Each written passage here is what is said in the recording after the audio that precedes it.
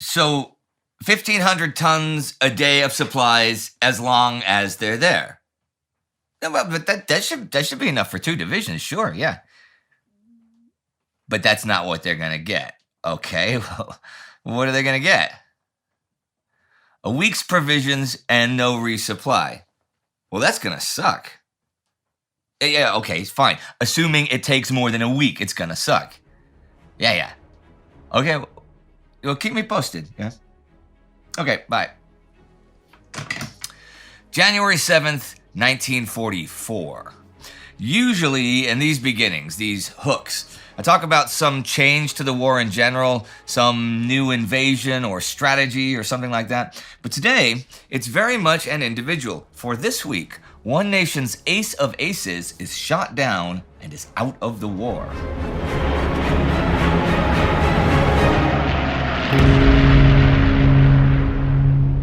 I'm Indy Neidell. This is World War II. Last week, the Canadians advanced in Italy. The Americans landed on New Britain. Many attacks in the USSR failed, but Nikolai Vatutin's offensive in Ukraine took a bunch of territory against a ragged enemy. So, what happens this first week of 1944? Well, Vatutin submits new plans the 2nd to Stavka for more attacks by his 1st Ukrainian front. 13th, 60th, 18th, and 1st Guards armies will push west. 3rd Guards tank will head for Zmerinka after clearing Berdichev, and 38th, 40th, and 1st Tank, his left wing, will make for Ilinsa and Zhaskov. 1st Tank Army is to head for Khristinovka to link up with Ivan Konyev's 2nd Ukrainian front. But last week's hits just keep on coming this week. Russians 27 miles from Poland was the banner headline in the Sunday Express, January 2nd, followed by a second line, 300 more towns taken in great surge towards frontier. Along a 200-mile front, the newspaper added, Field Marshal von Manstein's forces were reported to be everywhere, falling back in disorder, leaving vital bridges intact and villages unscorched. Of course, there's also this. The Allied planners were less exultant than the newspapers, for they knew, through their clandestine reading of neutral diplomatic telegrams, that Hitler's deliberate policy was to yield space in the east in order to build up his forces and defenses in the west. Still, this week, Vatutin's advancing troops do enter formerly Polish territory. They also take Berdichev and Tarasha the 5th, while Konyev's front begins attacks towards Kirovograd. Further north, the 1st Baltic and Western Front offensive on Vitebsk, which began a few weeks ago, finally grinds to a halt the 5th as both attackers and defenders are utterly exhausted, and it has become just a bloody battle of attrition with no real gains made anymore by anyone. A few notes on the Eastern Front even further north than that. See, Stavka has plans to launch, and launch very soon, a huge operation to finally break the siege of Leningrad and hopefully destroy German 18th Army. The Leningrad and Volkhov fronts will attack 18th Army and try to drive it back into the Baltics. Meanwhile, 2nd Baltic Front is to tie down 16th Army, which is the source of 18th's operational reserves, such as they may be.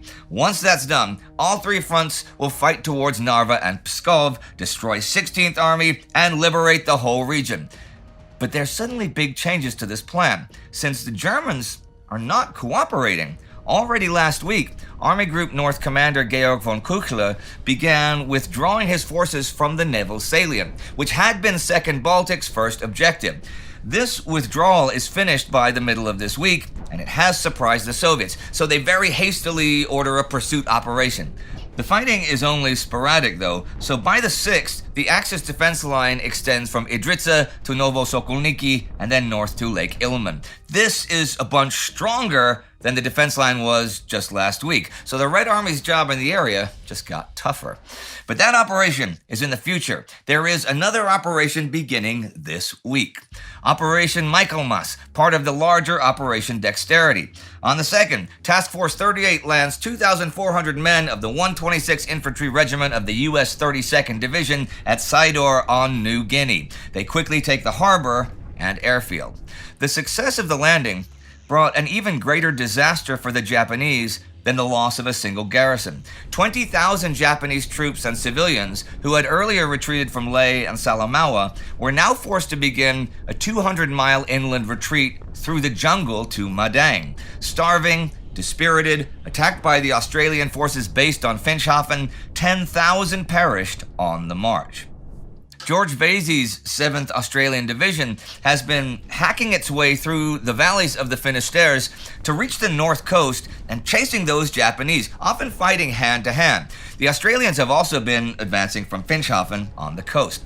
On the 2nd, they reached Sialum, and on the 5th reached Kelanoa. See, Theater Commander Douglas MacArthur does not want any of the enemy on Huon Peninsula to escape and reach that garrison at Madang, 10,000 strong, hence the landings at Sidor to be a roadblock.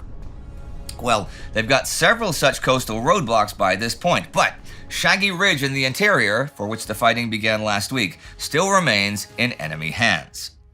Across the Vitiaz Strait in New Britain, the Americans reached the Algiri River the 6th. Thing is, the airbase at Cape Gloucester that they took last week does pretty much trap the 135,000 Japanese troops at Rabaul.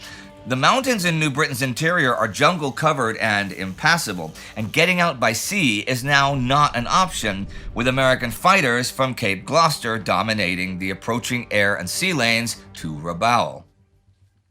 The campaign of aerial attrition against Rabaul is in its 3rd week, with raids coming every day the weather permits. There were fighter attacks this week on the 2nd and 3rd, but the campaign changes character after that.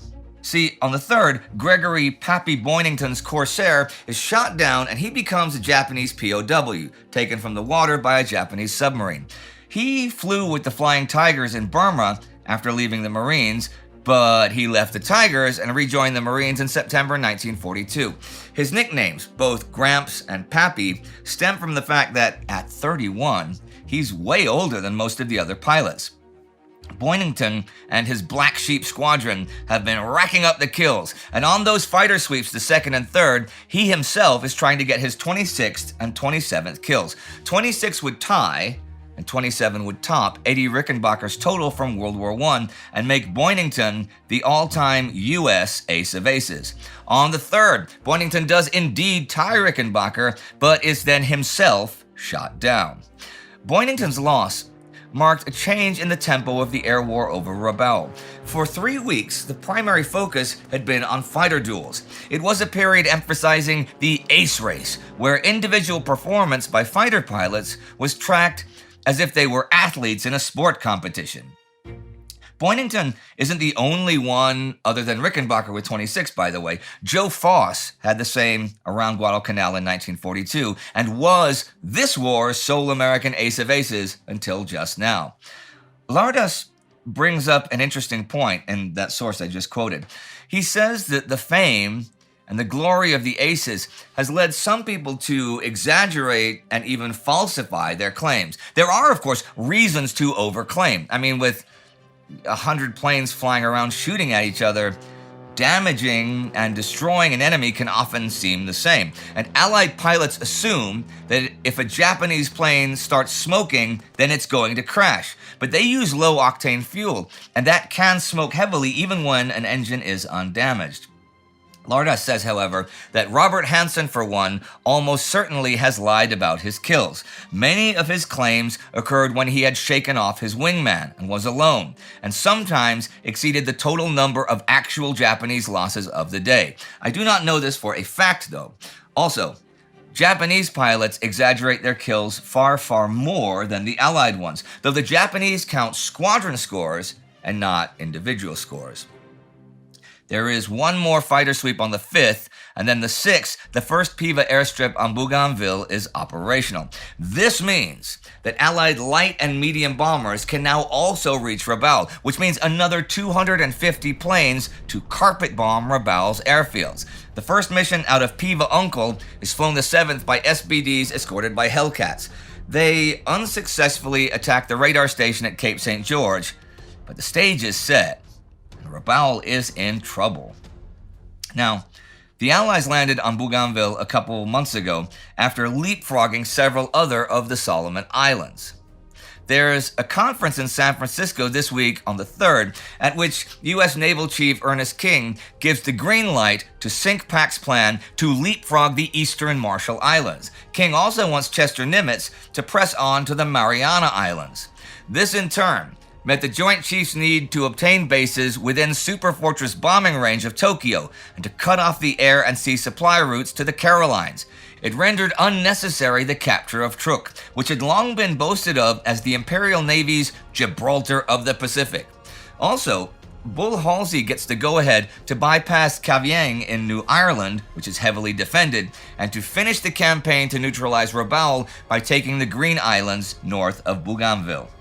This, of course, only makes worse the tension between Pacific and Southwest Pacific commands over which will be the final route to Japan.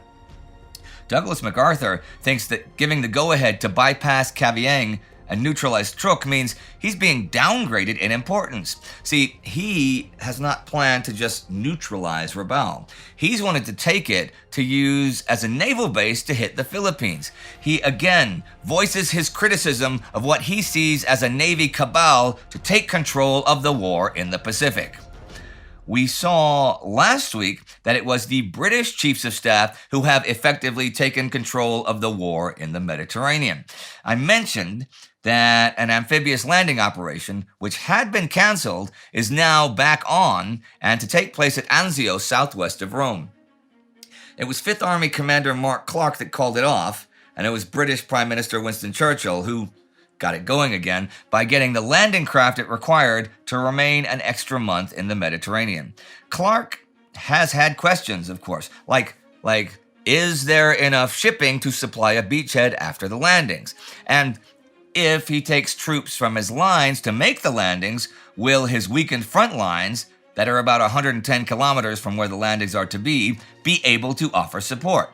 Well, by January 2nd, he has overcome any misgivings and says he is genuinely eager for the operation, which is scheduled to go off January 22nd. Okay, maybe he says that out loud, but he writes in his diary that 2 divisions landed behind enemy lines would be out on a very long limb, and that he feels seriously pressured by Churchill. He also pushes for a 3-division landing and that all assault troops be from one nationality to make logistics easier. But he's not successful in that. Churchill proposes a conference today in Marrakesh to hash out the details. Clark cannot leave Italy at the moment, but he sends some staff officers. They arrive to discover that, regardless of 5th Army's request for enough shipping to provide 1,500 tons of supplies per day indefinitely, the Royal Navy planned to put the assault force ashore like castaways, with a week's provisions and no resupply. Army Group Commander Harold Alexander does agree to an American commander for the operation, codenamed Shingle, and that commander will be John Lucas, but wants a multinational invasion because they might have heavy casualties, and these should be shared to avoid undesirable reactions on the home fronts. Churchill goes over the general plan to send over 100,000 Tommies and Yanks behind the enemy's rear. A minimum of 84 LSTs, tank landing ships, will remain in the area until February 5th so they can be used. The main force will be the U.S. 3rd and British 1st Divisions, with both infantry and armored reinforcements waiting. The idea is that this landing will cause Smiling Albert Kesselring to thin out the main German defenses at Monte Cassino because of the threat to his supply lines on Highway 6 and 7. So 5th Army would be able to break through, and they'd quickly take Rome. Theater Intelligence Chief Kenneth Strong has some questions of his own. Are they not underestimating the Cassino defenses? Royal Naval Mediterranean Commander John Cunningham opines that there will be great risks, to which Churchill responds, "Of course there is a risk, but without risk there is no honor, no glory, no adventure." A 5th Army officer asks to postpone the operation for 3 days so they can have a full rehearsal. Churchill says the men are trained and need no rehearsal. Well, they talk for a few hours and after midnight come to the consensus that the operation is a go. There are skeptics like Strong, but it is on. They will meet again tomorrow, and next week I will talk more about all of this. It isn't actually a bad plan in general, and it sure mixes surprise with audacity, but there are more issues with it which I have yet to cover. For this first week of 1944 is now over, with continued Soviet success in Ukraine, continued Allied success in the South Seas, and big plans for success in Italy. Oh, and Allied recon has shown that German development of jets is more advanced than that of the Allies. On the 4th, Adolf Hitler says to Albert Speer and Erhard Milch, "If I get jets in time, I can fight off the invasion with them." He says a few days later, "If I get a few hundred of them to the front line, it will exorcise the specter of invasion for all time." That's pretty confident, isn't it? And Churchill seems pretty confident about this Anzio plan. Confident enough to not even bother with a practice run or make logistical plans in case of a long stay after landing. Nothing wrong with confidence. Maybe the landings will go super smooth and Rome will be in Allied hands by the end of the month. Maybe Hitler will get a few hundred jets to the front and thwart the possibility of an Allied cross-channel invasion. I mean, it's 1944, right? So maybe anything can happen. Like this war might drag on for 10 more years. I'd still cover it though, week after week after week, and it is thanks to the Time Ghost Army that I am able to do so. You can join the army at timeghost.tv or patreon.com and be a part of this. These are the newest commissioned officers, and the operations room is the Time Ghost Army member of the week. Okay, I did not see that coming. I did a voiceover crossover with the operations room back in November. The Operations Room is an awesome YouTube channel. It really is. And you should just go and check it out. It does incredibly detailed war stuff. It's really good. Maybe they support us as the channel since they don't want any individual names mentioned. So I won't do that. They can text me if that's not the case. They have my number. And hey, speaking of jets, we did a special about a plane that's not a jet, but is both mine and Sparty's favorite World War II plane, the Mosquito. And you can check that out right here. And do not forget to subscribe, and we'll see you next time.